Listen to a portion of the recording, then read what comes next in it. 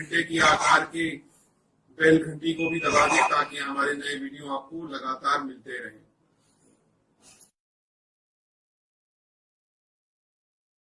नमस्कार दोस्तों, धर्म रहस्य चैनल पर आपका एक बार फिर से स्वागत है। आज लेंगे एक विशेष तरह के अनुभव को। ये अनुभव है गुरु मंत्र से संबंधित, जहां पर दो शक्तियों के बीच में एक साधक के ऊपर क्या प्रभाव पड़ता है, इसी को हम लोग जानेंगे। साथ ही उनके कुछ महत्वपूर्ण प्रश्नों को भी लेंगे। तो चलिए शुरू करते हैं उनके अनुभव को कि क्या उनके साथ गुरु मंत्र साधना के दौरान घटित हुआ था।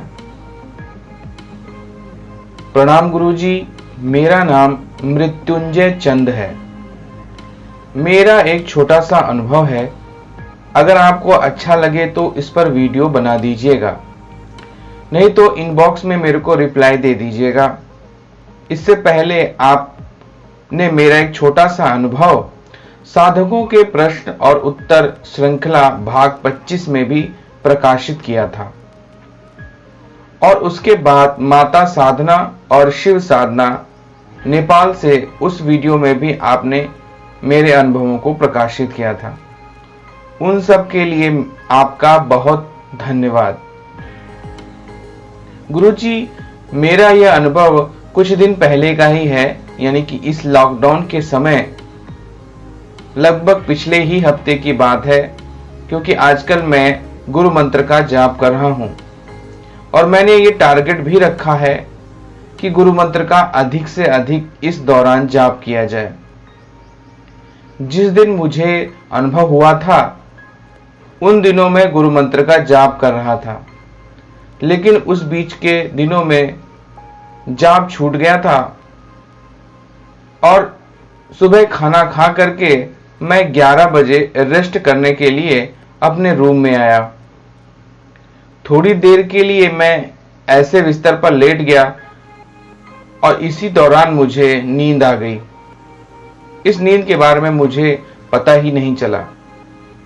कुछ ही देर बाद मैंने सपने में देखा कि दो औरतें मेरे पास आकर के खड़ी हो गई हैं मेरे कमरे में, और एक काला कपड़ा पहने हुई थी और दूसरी औरत ने लाल कपड़े पहने हुए थे।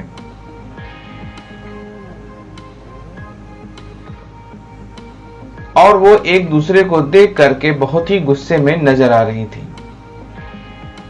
फिर दोनों मुझे देखकर गुस्से में बोली और आपस में बात करने लगी, मैं माता कालिका की सेविका हूं। और दूसरे लाल कपड़े वाली औरत ने बोला, मैं हनुमान जी की सेविका हूं।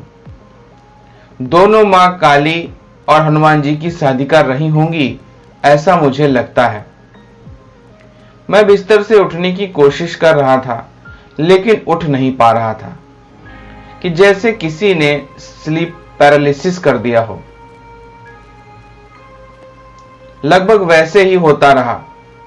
मैंने अपने आप को, यानी कि खुद को उठाने के लिए बहुत अधिक बल का प्रयोग किया, लेकिन उठा ही नहीं सका।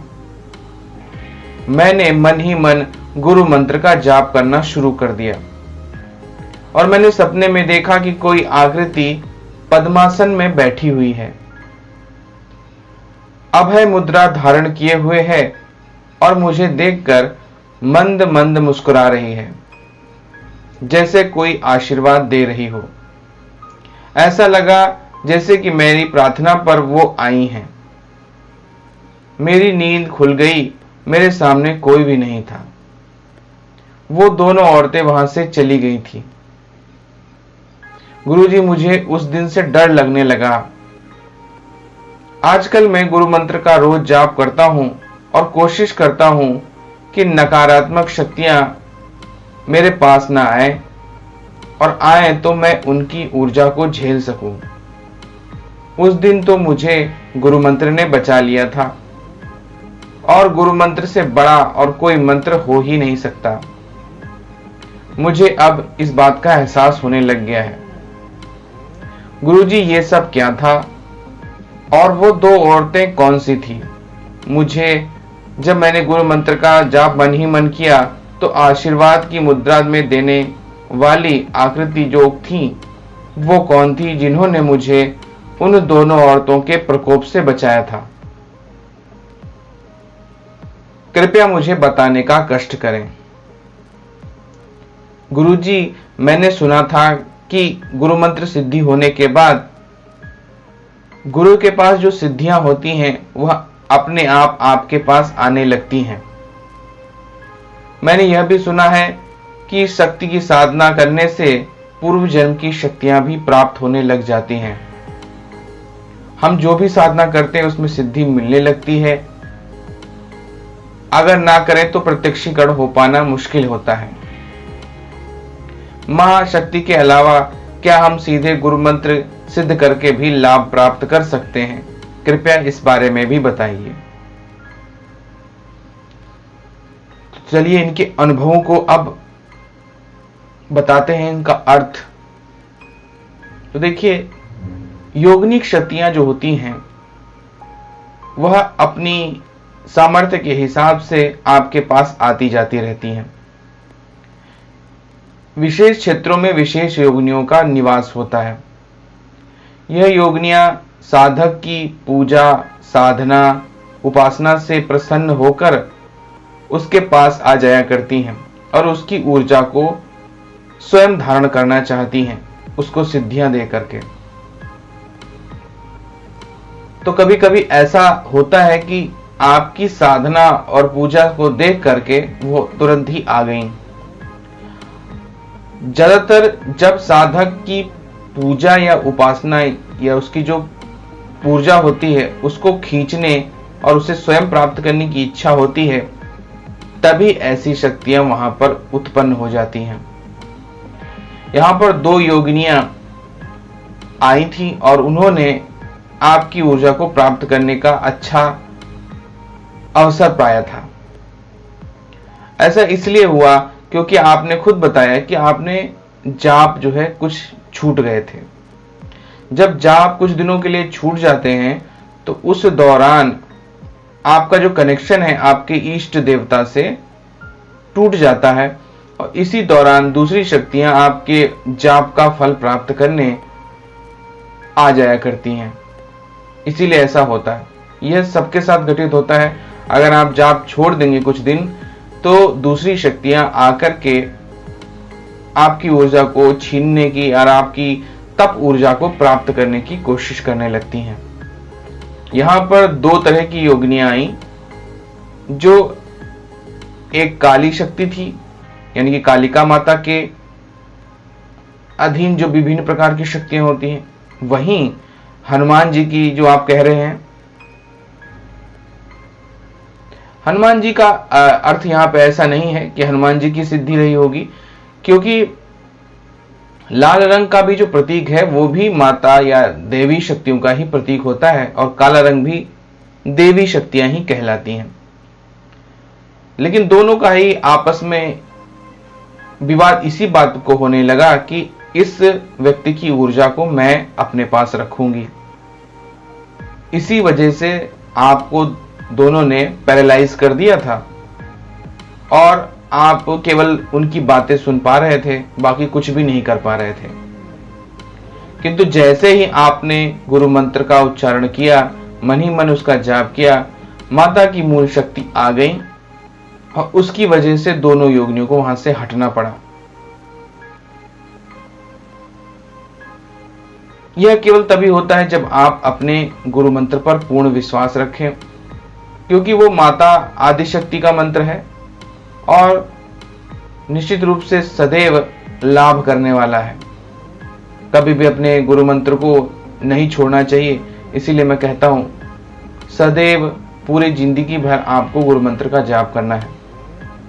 यह आप पर निर्भर करता है कि आप उसे कितना समय देते हैं, लेकिन प्रतिदिन अवश्य ही कम से कम 1-2 मालाएं तो करनी ही चाहिए, क्योंकि हर व्यक्ति के लिए बहुत अधिक जाप कर पाना संभव नहीं है। लेकिन अपनी मुक्ति के लिए, अपने आध्यात्मिक जीवन जो कि आपकी मृत्यु के तुरंत बाद शुरू हो जाएगा, उसके लिए आपको अवश्य ही आगे बढ़ना चाहिए और गुरु मंत्र लेकर उसका जाप आजीवन करना चाहिए। अगला सवाल आपने पूछा कि क्या गुरु मंत्र सिद्धि होने के बाद गुरु की शक्तियां हमारे पास आती हैं। यह बात सत्य है। जिस प्रकार आपकी की गई साधना का कुछ भाग गुरु को भी प्राप्त होता है, इसी तरह गुरु की साधना और शक्तियां भी आपको प्राप्त होने लगती हैं। लेकिन गुरु के जितने बताए गए नियमावलियां हैं उसी के अनुसार ही आपको सब कुछ प्राप्त होता है, उसके अतिरिक्त या अलग तरीकों से नहीं। अगर गुरु ने कहा इतना जाप आपके लिए आवश्यक है तो उतना जाप आपको करना ही है। उसमें दशांश हवन और अन्य जो विधियां गुरु ने बताई हैं, गुरु प्रदत्त हैं, वह आपको उसी अनुसार करनी चाहिए। मां की साधना करने से पूर्व जन्म में अगर आपने कोई साधनाएं कर रखी हैं तो उनका भी फल आपको प्राप्त होने लगता है और उन शक्तियों का से भी आपका संबंध बनने लगता है। यह बात सत्य है और तभी वो शक्तियां आपके प्रत्यक्ष होने लगती हैं और आपको सिद्धियां भी प्रदान करने लगती हैं। इसीलिए मां की साधना करने वाला सदैव ही सफल रहता है और उसकी पूर्व जन्म की सिद्धियां भी उसके पास आने लगती हैं। सदैव ये याद रखें कि अगर आप कोई साधना नहीं करते, केवल गुरु मंत्र का जाप करते हैं, तो वो सर्वोत्तम है, क्योंकि वह सिद्धियों के साथ साथ आपको वास्तविक ज्ञान प्रदान करेगा, जिसे हम ब्रह्म ज्ञान कहते हैं। और इसी ज्ञान को प्राप्त करने के लिए बड़ी से बड़ी सिद्धियां आकर आपको रोकती हैं और सिद्धियां प्रदान करने की कोशिश करती हैं, क्योंकि यह मूल ज्ञान जो व्यक्ति जान जाता है उसके बाद उसके लिए सिद्धियों जैसी शक्तियों को प्राप्त करने का कोई भी तात्पर्य नहीं रह जाता। मूल परमात्मा के ज्ञान को जो प्राप्त कर लेता है वह केवल मुक्ति के बारे में ही सोचता है, वह सिद्धियों के जंजाल में फिर नहीं फंसता है। तो ये थे आपके कुछ प्रश्न और उनके उत्तर, खास तौर से उन लोगों के लिए जो गुरु मंत्र का जाप कर रहे हैं। अगर आज का वीडियो आप लोगों को पसंद आया है तो लाइक करें, शेयर करें, सब्सक्राइब करें चैनल को। अगर आप चैनल पर नए हैं तो आपका दिन मंगलमय हो। धन्यवाद।